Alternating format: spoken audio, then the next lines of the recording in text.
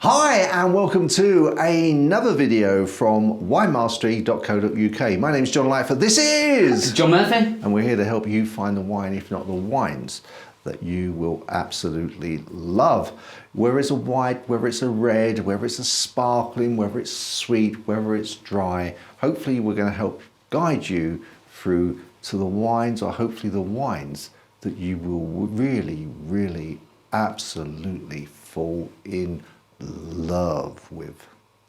Isn't that right, John? That's exactly what we're trying to do. Going through drinking all these wines, especially for you guys, just to give you a little bit of advice. Sometimes they're good, sometimes they're not, but we're still here for you. Absolutely still here for you. And in this occasion, we're going to taste a Shiraz. It's called the Wine Route Shiraz.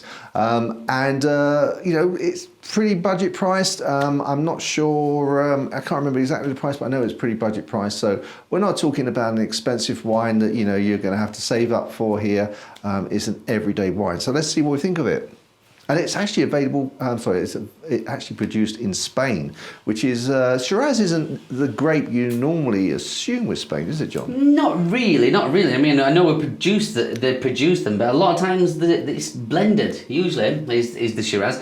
So it's not very often you see a Shiraz, a single varietal from Spain. So could be interesting, could be very interesting. Okay, so on that. Vision-wise, looking at it, it's very dark. Yeah. Our last few wines have all been dark. We've not been getting many light wines, have we, recently? No, they're deep and rich, kind of burgundy kind of colours in there. So, again, something that looks nice. That's what we want from it, isn't it? So we've got Told Nose. That's a sort of Shiraz-y sort of colour. Which is, John? Which is it? This. Okay. This. Can't argue with them. Can't argue with that. Right, let's have a go. Oh, we said we're in unison then, John. In unison.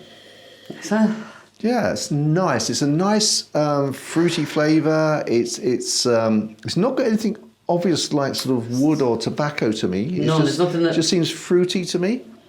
Yeah, it's nothing really standing out there. Which for a Shiraz, I would expect a little bit more, but it's fine. Well, you expect Shiraz to be sort of more in your face? Yeah, more blackcurrant and that pepper in there. Yeah, I'm not getting any pepper at all on that. No, that's the first thing I was kind of knowing a Shiraz. I was thinking, where is that? Will it be there? And the pepper's not really there. It is kind of a red fruit, a light fruity smell. But okay, that doesn't matter though. No, doesn't matter. Okay, once you get a little bit more, once you give it a good whirl around there. Yeah. But still, nothing really stands out. So I'm going to go ahead and have a taste. Me too.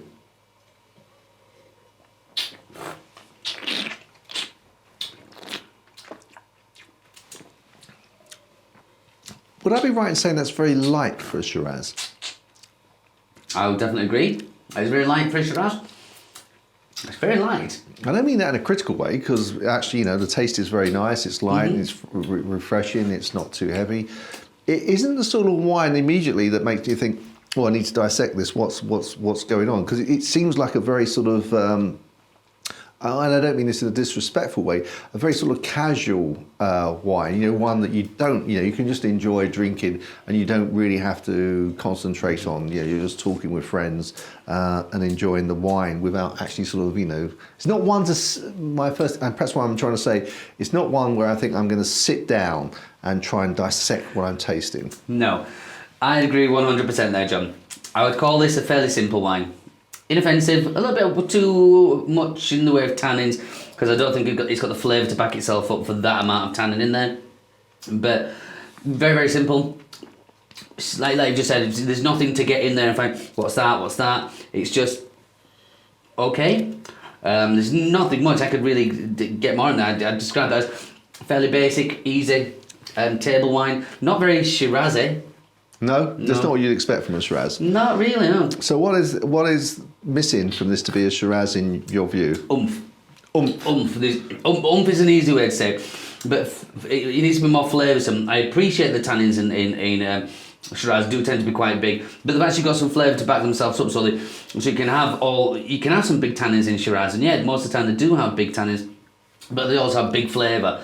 This doesn't have big flavour, and usually, you know, stereotypically of a Shiraz, you will have the blackcurrant and the pepper. You know, that is, you know, the main things in there for me when I'm tasting Shiraz. But that,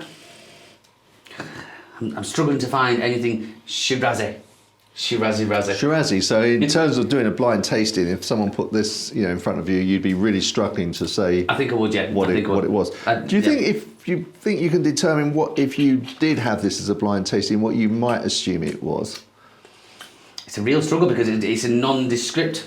Do you know, it's like a red wine. A generic, yeah, a bit different. But as I said, when you are doing blind tastings, it's easier to find what it isn't. Yeah. That's where you have to guess what it isn't to get it down to what it is. It's the sort of process of deduction. Yeah, but I guess where my mind has gone now is a really nice table wine.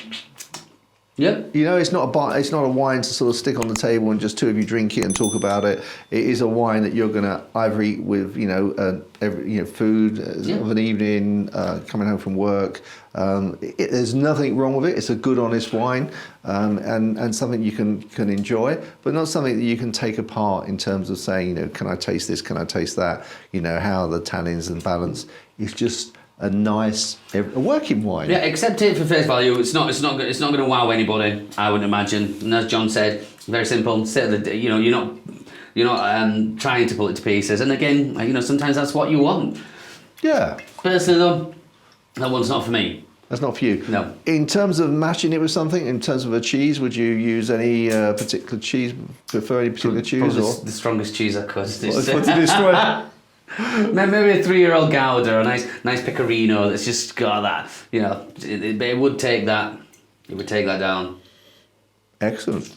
Okay, well, guys, as an everyday, but this I know won't be expensive. As an everyday wine, fantastic to try with food, but not something special. And I guess its price point, it's not expected to be something special. No, definitely not.